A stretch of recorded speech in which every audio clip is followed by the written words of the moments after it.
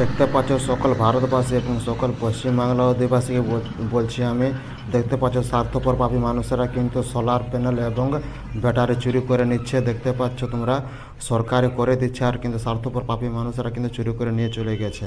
এরকম কিন্তু কেউ করবে না, এরকম করতে গেলে দেশের অবনতি হবে। দেখো, সবাই বলে কি যে সরকারে কিছুই করছে না, কিন্তু সরকারের কাজ ঠিক তারা করে দিচ্ছে, কিন্তু পাপী স্বার্থপর মানুষেরা কিন্তু দেখো কীরকম চুরি করে নিয়ে চলে যাচ্ছে। এরকম কিন্তু বারবার অনুরোধ করছে এরকম করবে না।